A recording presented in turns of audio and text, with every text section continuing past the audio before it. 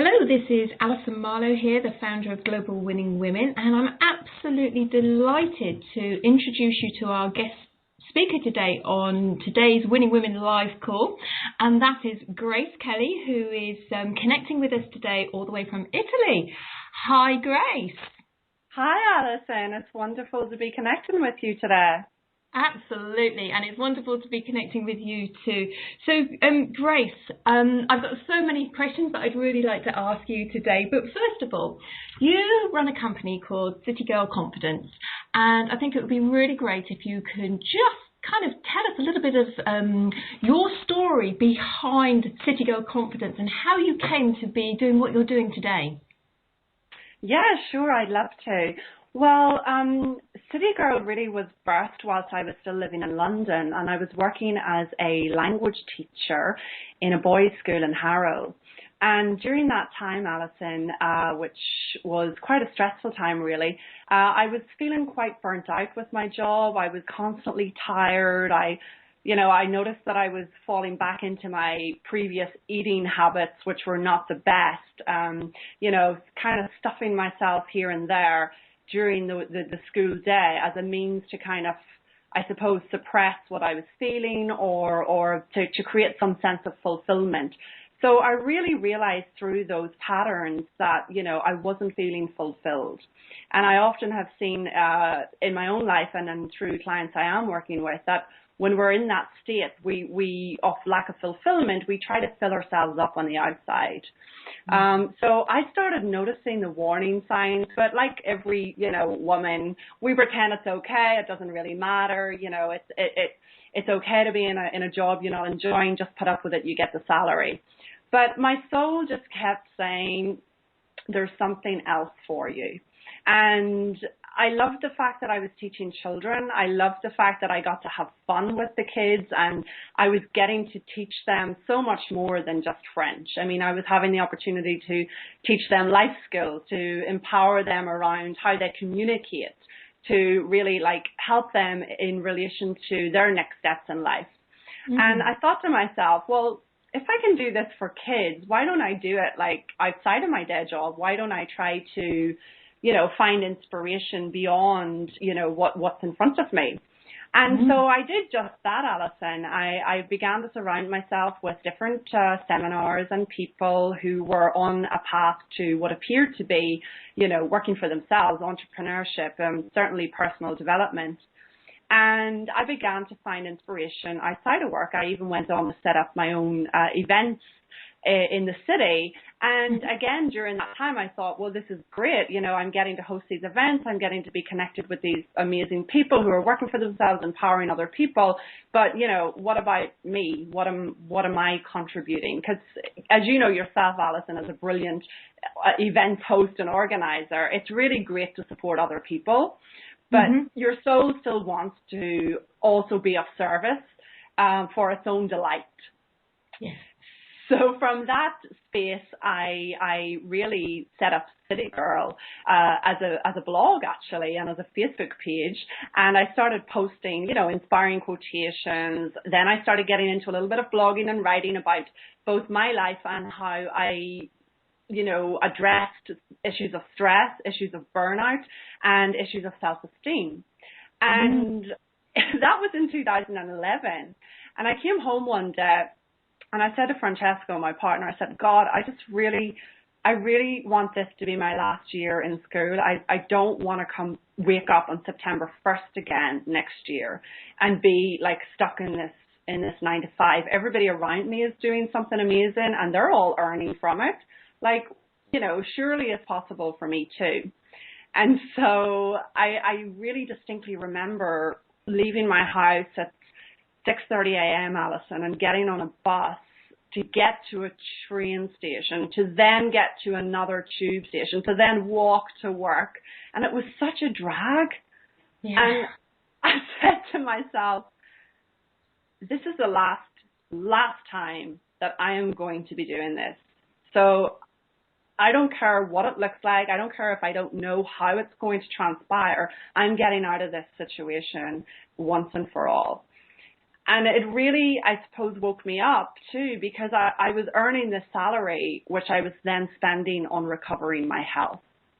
So in that respect, I thought to myself, I'm not even making a real living anyway. So what's the point? I'm just living to survive.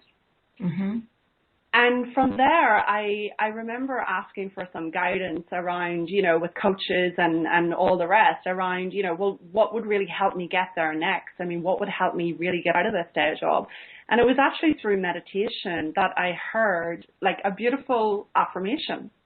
And the affirmation was literally, I am now in a new environment doing what I love. Okay. But I had no idea, Alison, that the new environment would look like this. I mean, Italy, the beach, the sea, the most amazing food, sunshine, 2 homes. I had no idea. I just knew that it was time to get out, and I would like to be in a different surrounding. And I really believe that environment impacts us. And so that's the direction I've gone with City Girl. I noticed how exhausted, burnt out and overworked I was in the London environment. And then coming to Italy and taking time off and slowing down and, getting support around what was going to be next. I noticed how the environment here really impacted me to come more into my feminine and come more into the possibility that actually the universe has a plan, and if we'll just take the risk, then we'll be supported with it. And so City Girl has grown from there. Really an experience that was get out of your comfort zone, Grace, and go live the life that you want to live. Wow, and I think that's absolutely amazing, because we hear so many coaches, mentors talking about, follow your dreams. And then you don't often hear these lovely stories like you're telling today where people have actually done that. They have actually followed their intuition, their heart, where they're being guided, where they're being led. And what an amazing story. And I'm really, really so pleased that you're able to share that with us. Because, what I believe very much is that when we share our stories, it gives permission to other people to do the same, and I guess, and we don't need to go into this right now, but I guess, it's not all been an easy ride for you, or, the whole, from that point of decision to where you are today. I guess there have been sort of hurdles and hoops and challenges. Totally. But you stuck with what you knew was right in your heart, and you followed your path. And, I really take my hat off to you and congratulate you on that as well. So tell me, please, City Girl Confidence started out as a blog. Would you be willing to just share a little bit more about how you support women today? Absolutely. The main support today, Alison, it did start with the blog, and it did start with teaching, women how to actually embrace their potential and their possibility. And that has transformed today to a form of support whereby I'm actually really assisting that exhausted woman who is feeling like she's having to do it all and has no direction or guidance in terms of what's possible for her in her career. And so I have 2 main areas and 2 main beautiful archetypical women that come forward. I've got the corporate women whom I support in actually, making the transition from the 9-to-5 burnout and the, exhaustion. And in some cases, they just want to move into a new environment, a new career, and in other cases they want to set up their own show. Because many of those women, as you know, Alison, I mean, they get such a great foundation in the corporate world or in this, the 9-to-5 world, that they're brilliant then when they go out on their own. Yeah. And then I have the support that I give women entrepreneurs, which is, I think, is where you and I connected, and that's around helping them to really get clear also on, what it is they're actually doing and what it is they're actually serving in the world. So there's a lot around communication. I still feel like I'm a language teacher because I'm helping these women communicate their message more clearly in a way that is going to have them receive the visibility and the opportunity and the financial reward that their service and contribution deserves. So I've got two beautiful elements of support going on, but essentially, Alison, it's really, helping people get clear on what it is that's inspiring to them, and how to actually, how to send that out into the world in a way that it's inspiring to others, and others want to actually, pay for that and take part in that. Definitely. And, what an most amazing service that it is that you're offering there. One of my beliefs very much is that, it's not even fun trying to do this game of entrepreneurialism on our own. We all need the support of coaches, mentors, and other people that are, sort of bringing us up to the level that we want to be playing at ourselves. And I know, because I actually know you personally, Grace, that you provide an amazing support for a lot of women out there. One of the things I actually heard you being interviewed by somebody else, and I kind of would just like to explore a little bit about something I heard you say. I heard you say self-care is the only way forward for the entrepreneur. I wonder if you just share a little bit more about that with everybody who's listening today, and why you believe that is so important in today's age. Absolutely. I mean, self-care is one of my big mottos, and that comes really, Alison, from that experience of burnout. It's too easy for women, especially, for us to be giving it all and trying to do it all and trying to be perfect in a world where actually, if we don't put our own oxygen mask on first, how on earth can we serve other people around us?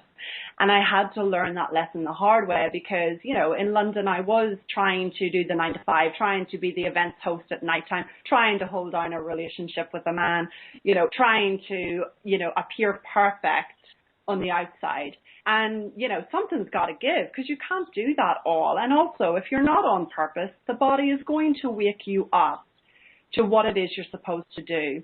So I think that the burnout and the exhaustion and the sickness and all of that, I think it's a great lesson for us. But I also think that we can avoid that, and we can actually not have to experience that if we would just implement some simple self-care. And where entrepreneurs are concerned, I mean, it's crucial. I know so many of my clients who are sitting at their computers almost 12 hours a day. I mean, they may as well be back in a 9 to 5, because at least at 5 o'clock they can leave.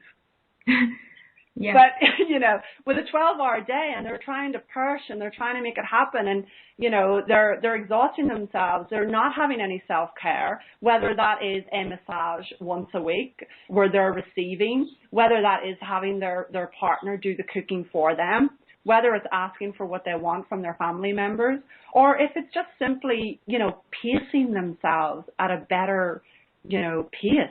For me, Alison, it has been about pacing. When I see myself fall into busy mode, and I've got to do more, and I've got to keep my attention on social media, and I've got to ensure that I'm replying to every single email, I know that it's time to step back. And Italy has taught me that. Here, no one cares what I do. They just care about, what am I going to cook? Where am I going to spend my holidays? When am I going to think about getting married and having children? And that used to frustrate me, Alison, but I've learned a very good lesson. And that is that our work does not define us. So why would we bother to spend all of our energy on one area of life, even if we do love it? I think that's very poignant. I think that's very, very poignant.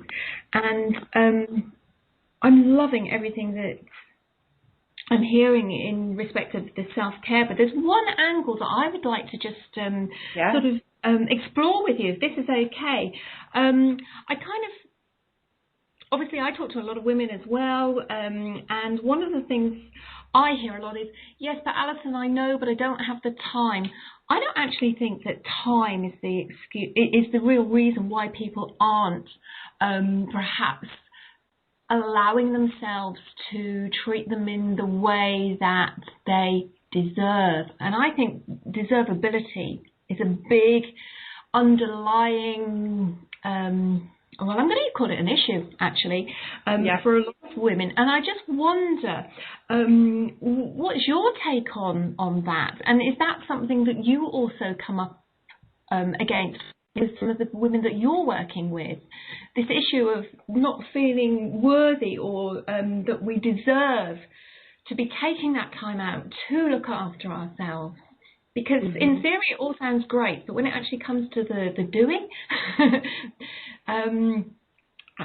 women often are kind of caught in that hamster wheel of keep on going. Now, I can hear you've broken out of that, and that's absolutely amazing. Just to share with me a little bit about whether you, if this is something that you've highlighted yourself as well with the people that you work with, and just generally your take on it, please.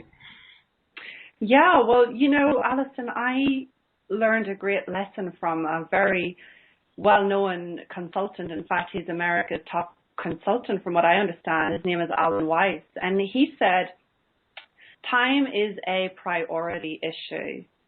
Time is never missing, okay? So it's how you prioritize it. And it's so true that if you are constantly spending your time on trying to build your business or trying to get out of your day job or trying to support your family, then, that's where your priority is. But you've got to prioritize an element of self-care and slow time and well-being, because without that, you can't actually achieve anything. Where deservability is concerned, I do see a lot of women not really feeling comfortable with slowing down more so than being comfortable with receiving time off. Okay. So here's the thing.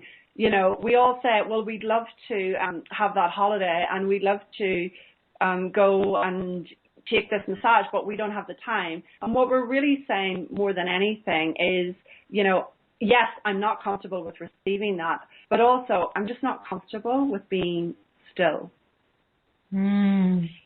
So when we're on the hamster wheel, we know who we are. When we're like really busy and we have loads of stuff to do and we don't have time to even look at the problems going on in our relationship, then, life is somewhat easier because we don't have to address those things. And so time is a priority issue, right? It's not missing. However, there is that category of women who don't feel worthy receiving the time off, but there's more so a category that I see that are not comfortable with downtime, slow time, and guess what? It's easier to have no time. Yeah, and I think culturally with the media and such like, we kind of pick up other people's beliefs about how we should be running our lives. One of the things that I share with my clients, very similar to you, is, we need to slow down to go faster. And that's the phrase that I use, and there's lots of different ways of saying that. I just wonder, do you have any tips to, maybe if there's somebody who's listening in to this interview today, who's actually going, yeah, I get this, I really need to start to be finding this time for myself. Where on earth do I start? What would you say to them, Grace? I would actually really start with your morning routine. Okay. And Alison, this is the foundation of everything that I do. I used to spend my mornings jumping out of bed to an alarm clock that used to go off 30 times before I was able to get up. And then I would rush into the kitchen and not even have breakfast, but rather quickly scurry to get my lunch together, quickly scurry into the bathroom to put my makeup on, wash my face, and run out the door to get to an hour of travel to get to a day job I didn't even enjoy. And when I came to Italy and I literally had to let go of everything I had created and built up, and I didn't even know who I was for about 8 months, I simply woke up to a different life in relation to how I spent my morning routine, how I spent my days, how I spent my evening. You do not have to come to Italy to do this, ladies. if I was back in London right now, or I was back in busy mode right now, and when I do fall into it, here's what I do. I get up a little earlier and I have time for myself quietly in the morning, whereby in most cases I write 3 pages of nondescript writing, usually something, just whatever's on my mind, whatever's happening, whatever is bothering me, and I really sort of purge that out of me first thing in the morning. Mm-hmm. And from there, I'll make some breakfast. I'll have something that is sustainable for me. What works is protein and carbohydrate together. And I'll also drink some coffee because I absolutely love coffee, and I can't deal with you know, the morning or the day ahead without my lovely fix. And then I will start my day's work. I'll open the computer, you know, when it's time, not like because I have to, not because it's necessary, but rather like once I've got the breakfast in place, the slowness of the morning in place, and the morning pages in place. Now, I know that this is going to be tricky for some women because, of course, they've got families, and of course, they've got other commitments, and they may even have that 9 to 5 rush to get to. But if you could just get up 20 minutes earlier and do things in a way that is mindful as opposed to run, and rush, I think you're definitely going to see a difference in a very short space of time. I literally now get cranky when I go to the city and I'm working. So last time we saw each other, Alison, in London, you and I went to Gabrielle Bernstein's event. And so during that weekend, it was very rushed for me because I was waking up and you know, I was seeing clients, I was getting to the event, I was also hosting an event. And I fell into that busy city mode again. And I thought to myself, what is really necessary at those times is even more self-care, is upping and ramping up the time for oneself even more so. Because it's easy to do it here in Italy, but where you really need it is where and when you're under pressure and under stress.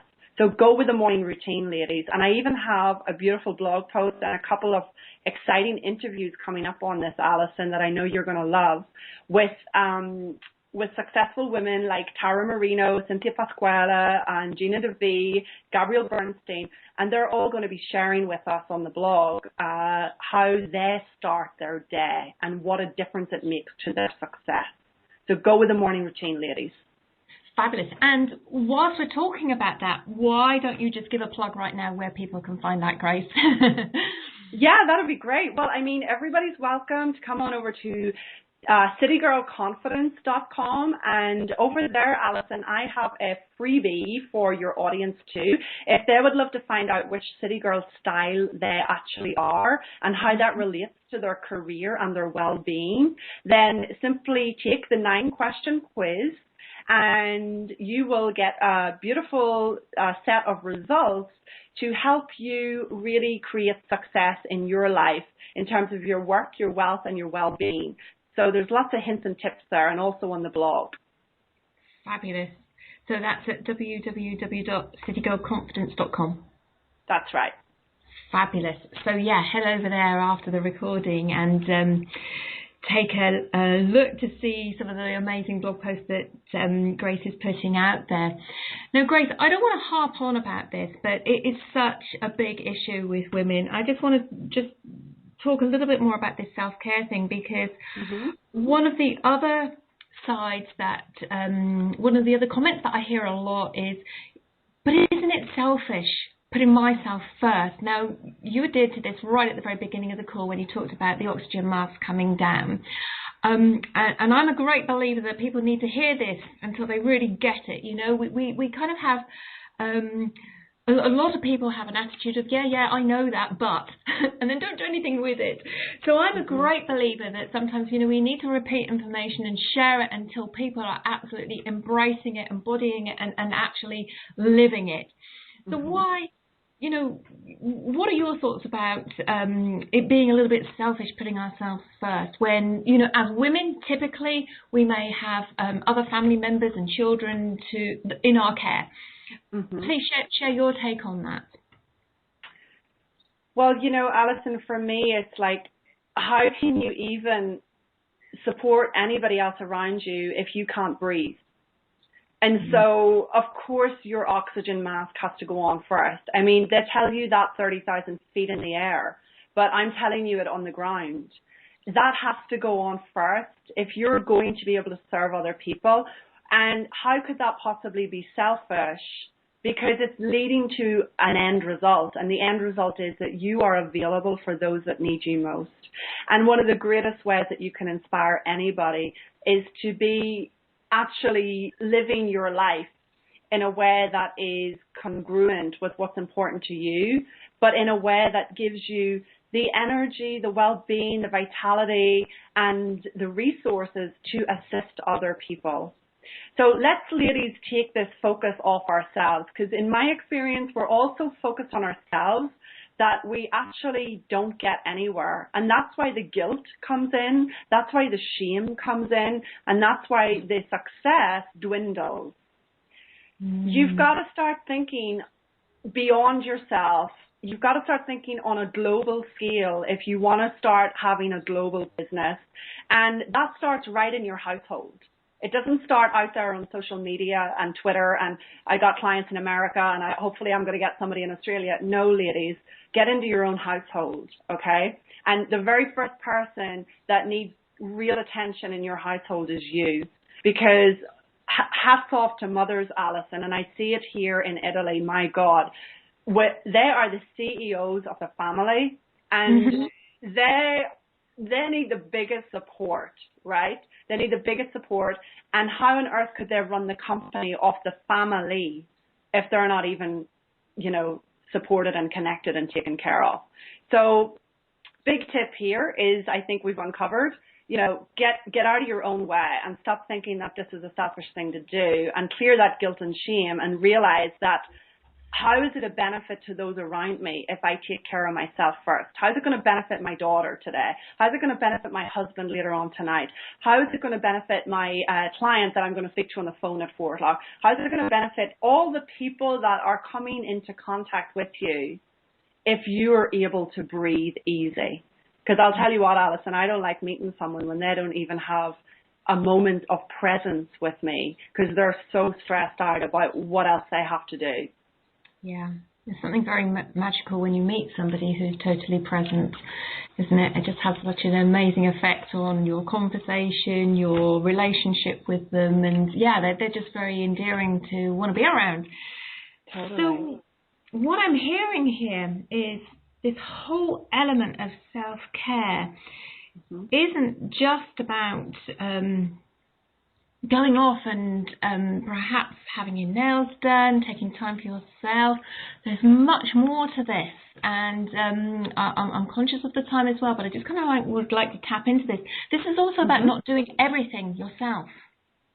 Yes, absolutely. And I feel that, again, there are a lot of people that embrace asking for help and support, but there's also a lot of people out there that are afraid to ask for what they want, or maybe they're not afraid, they believe that they can't perhaps afford to have perhaps somebody in the background running an aspect of their business for them, you know, and it can feel almost like you're caught in this little vicious circle. Do you have any thoughts or ideas or anything, any insights that you'd like to share, Grace, with women that may be sort of caught in that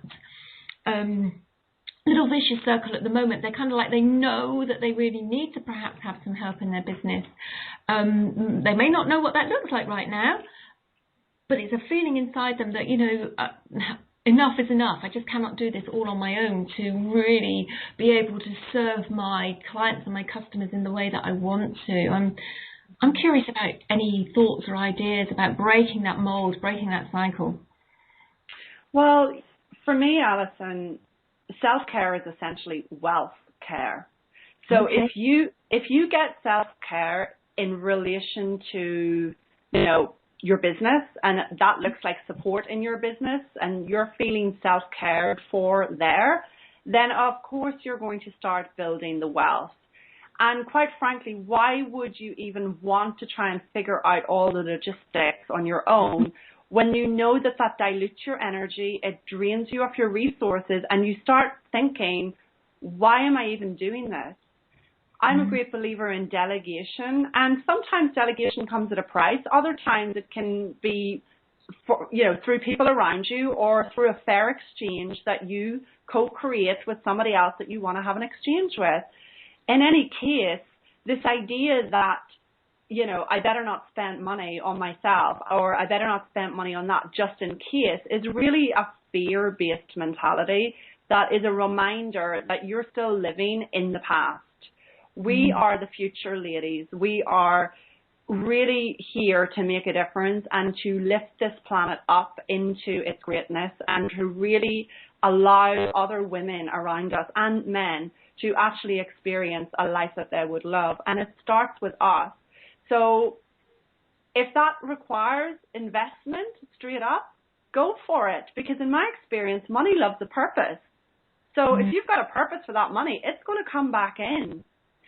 One tip I would give women right now, because of course I've been having to build my own wealth consciousness, as I call it, in the past year with City Girl, and now investing with coaches and web designers and mentors and all of that, is to be reading books that are going to remind you of what's possible. I really recommend biographies of people that inspire you. Go look at their journeys and go see how they did it. Learn about what they did. I mean, look at the example of Chanel. I love to refer to Chanel because I just love what she did with her brand.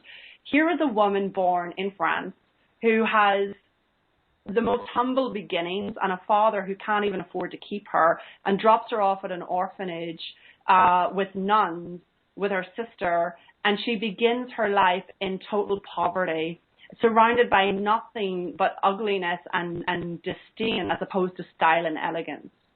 And she used those beginnings, and she used that void on style, that void on opulence, that void on wealth, to go out and create a brand that really gave her what she didn't have as a child. And so the reason I use her example is really as a means to demonstrate to you that these successful women out there have taken the difficult times and really created a lot of wealth and a lot of visibility through that, as opposed to getting stuck in, well, this is all there is. I better not try and play big because, well, who knows where the next paycheck is coming from. And, without wanting to go too far off topic, I hope I haven't, I would like to encourage women, as I do with my own clients, to read those biographies. Get that great book, The Game of Life and How to Play It. I mean, that is a simple 100-page at the most reference to how money is working. Forget about the news and the media. Yeah, there's a recession. So what? Most entrepreneurs are born in a recession. Most people in business do best through a recession because we have to find a new way to work and to serve. Go look at any Great Depression in the world. You'll see the greatest number of entrepreneurs were born during that time. And so this is our time, ladies, but we can't do it on our own. And there's no need to feel guilty or shameful about asking for the help. You really should, quote unquote, feel more guilty or shameful to be playing small and pretending that your mediocre life is okay with you. It's not. You're here to serve. Let's do it. Absolutely. Absolutely. And, when you're living that life, that when you know that you're on purpose,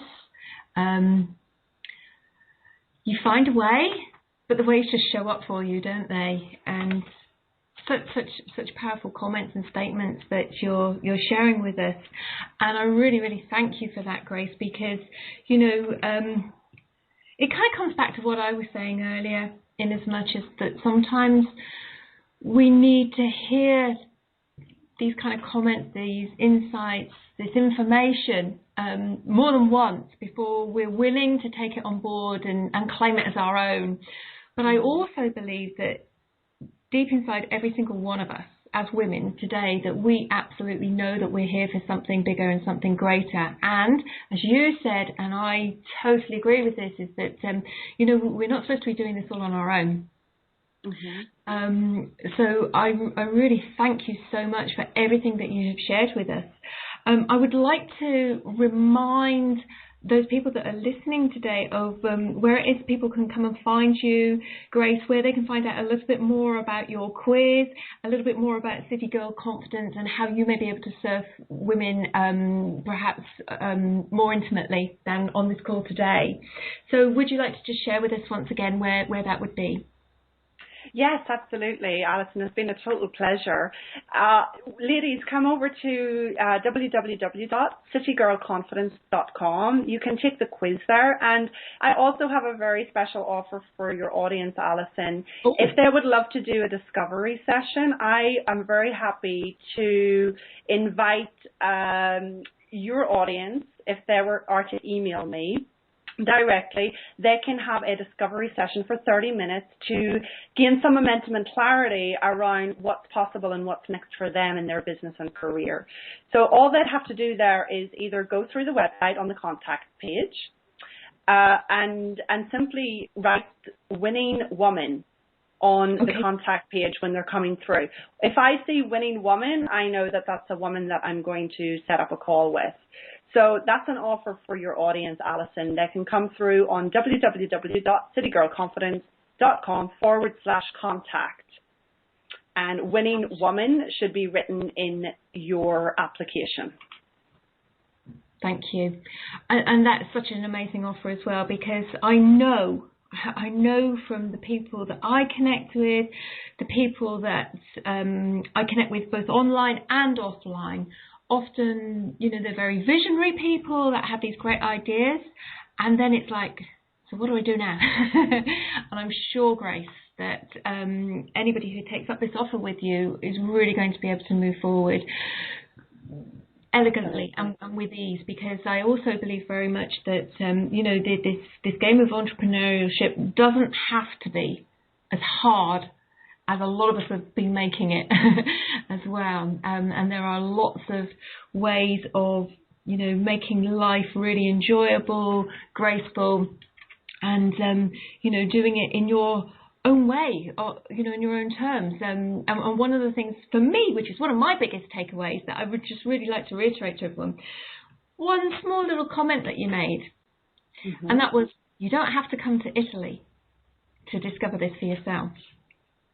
Totally. I think that was so powerful, because I do believe that we are all following our own paths and what is right for us, and we will find our own way, but yet we often need the support and the guidance of others to help us do that. But all our answers are within us. For sure. Yeah. Grace, it's been fabulous talking with you today. Really, really love everything that you say. I'm so glad we've really sort of explored this whole self-care element and kind of what it means to you and what it can mean to other entrepreneurial women. Thank you so much for your time. It's been great. I'm really looking forward to connecting with you next time you're over in the UK. But for now, thank you so much. And just a quick reminder, www.citygirlconfidence. Thank you so much, Grace. Thank you, Alison. It's been my pleasure. The pleasure's been all mine. Take care. Bye-bye for now. Bye.